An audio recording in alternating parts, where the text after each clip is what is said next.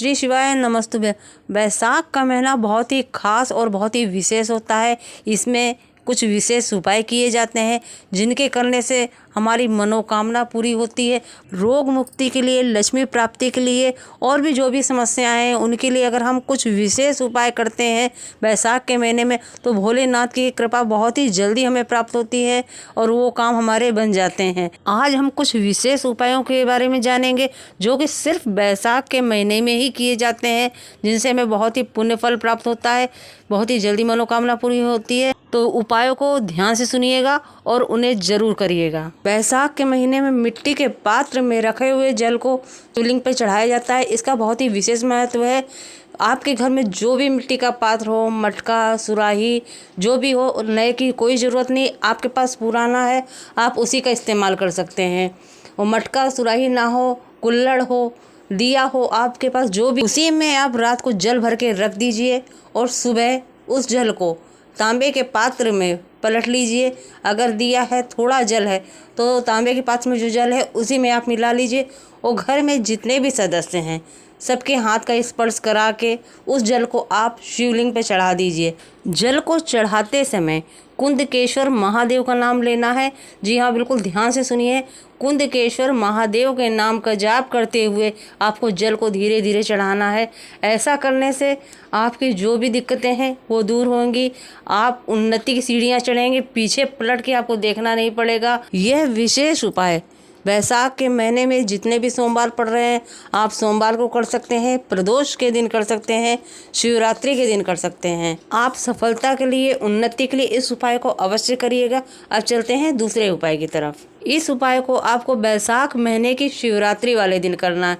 बहुत ही ध्यान रखिएगा, ये उपाय सिर्फ शिवरात्रि वाले दिन होगा। आपको एक पात्र में जल लेके मंदिर जाना है। तांबे के पात्र में जल लेके गए हैं या मिट्टी के पात्र में जल लेके गए हैं, आपको उस जल में एक बेलपत्र का स्पर्श कराना है। अगर आपके पास बेलपत्र नहीं है तो आप मंदिर जाएंगे, शिवलिंग पर जो भी बेलपत्र चढ़ी हो उसको धो के आप प्रयोग कर सकते हैं।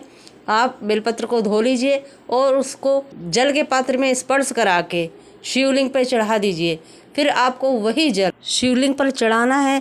आपने जिस भी इच्छा से धन, वैभव, संपदा, जो भी मनोकामना है, जो भी इच्छा है उसको कहते हुए महादेव को जल समर्पित करना है। अगर आपने रोग मुक्ति के लिए जल चढ़ाया है तो आपको उस जल को थोड़ा सा लेके घर आ जाना है और उसका थोड़ा थोड़ा आचमन करना है, जिससे आपकी जो भी बीमारी है, जो भी आपको रोग है वो आपका दूर हो सके।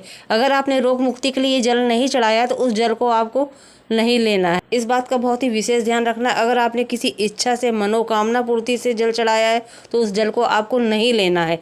अगर आपने रोग मुक्ति के लिए जल चढ़ाया है तो थोड़ा उस जल को आपको ले लेना है और उसका आचमन करना है। ये बहुत ही अचूक उपाय हैं, बहुत ही विशेष उपाय हैं जो पंडित प्रदीप जी मिश्रा जी ने बताए हैं।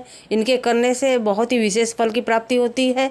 अब चलते हैं तीसरे उपाय की तरफ। बैसाख के महीने में बेलफल चढ़ाने का बहुत ही विशेष महत्व है।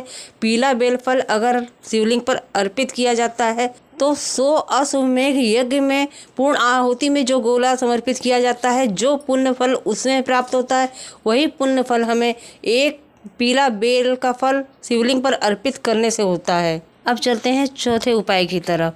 जिनके पेट में पथरी है या उधर से जुड़ी हुई जो भी बीमारी है उनके लिए बहुत ही ये विशेष उपाय है।